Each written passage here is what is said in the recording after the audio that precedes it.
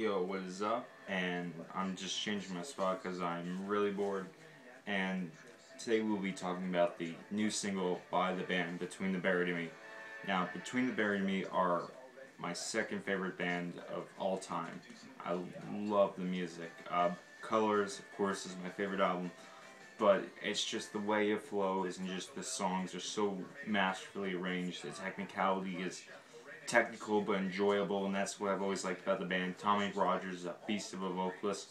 Every instrument gets its moment. So the band's been around for about a decade now, and through that whole decade they've evolved into something that's really magnificent, progressive metal. But they've also stayed relatively to their core. They've experimented a lot with Middle Eastern music, carnival jazz, what else? Opera, arena rock. Um, so last year we got an EP by them called the Parallax One, the Hypersleep Dialogues. And on that we found three songs that told in 30 minutes. Hold on a second. Alright, so that's told in 30 minutes. So that's longer than most EPs in general. On those three songs, we saw still a very progressive band, but we saw much heavier Between the Buried and Me for the first two songs. And then when we got to the third song, everybody knows Lunar Wilderness, you get this very spacey vibe, and you kind of see where they're going to go with the whole thing. So they finally announced that Parallax 2, the future sequences, is coming out, I believe in August. And they've released a song called Telos. The song clocks in at over 10 minutes. Between the Buried and Me have been known for years now for creating these very, very long songs. And this is another really good song by them. It starts out actually kind of different than most of the songs I've heard from them. Starts out very, very fucking heavy. Almost like, kind of like with their debut album. It has a lot of very heavy, thick, crunchy, death metalish sort of riffs going on. Tommy's vocals are better than ever. I mean, he's really like, not that guttural, but you know what I mean. He's gotten much more deeper in his voice.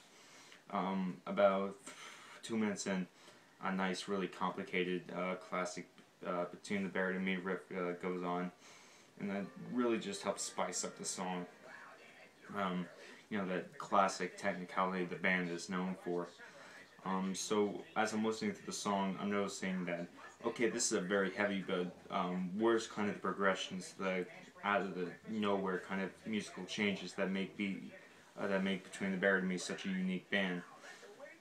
And that comes around the 3-minute mark. The song just slows down a lot.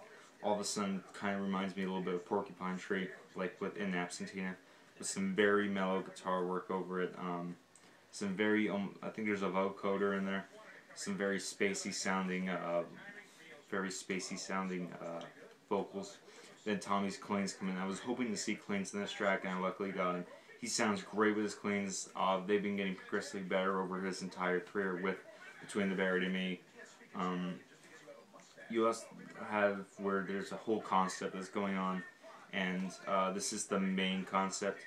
So I'm not sure what it's basically dealing with, but it basically deals with space in some form. I'm not sure, I haven't read the lyrics yet. But Tommy's vocals are incredible. My one complaint is that after the middle section it kind of drags on a little bit till the end. But it's just backed up by these incredible, very technical, but like I said, enjoyable riffs that Between the Buried and Me are known for. Tommy's excellent vocals. The bass, I noticed this on the last album, The Great Misdirect, that it wasn't as high in the mix as it was in Colors, which I love the bass, because it's just very, very audible. And that was probably my only complaint really with this track, other than the little, it might have been a little too long. The bass can't really be heard. The drums, I think his name is Blake, their drummer.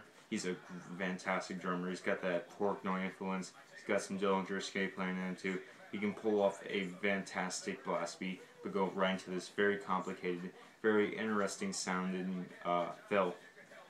He kind of reminds me, like I said, makes it Dillinger's new drummer, Mike Portnoy, even George Calais, I think his name is, from Nile.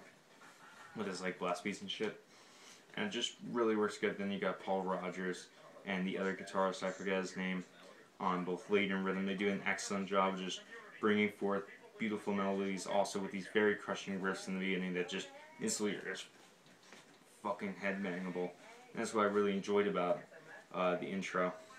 Tommy's vocals go perfectly with it to make a really guttural, very energy-filled experience. They go into these beautiful cleans mixed in with these very melodic, very interesting sounding guitar work. So I'm not going to make this too long because I really don't have too much more to say. It's got a great atmosphere. It's very spacey. Kind of reminds me a little bit of Blade Runner for some reason. And that's like Blade Runner, that's what I think of. So all in all, excellent track. Cannot wait for the rest of the album. Already got that shit pre-order. So subscribe and comment. Peace.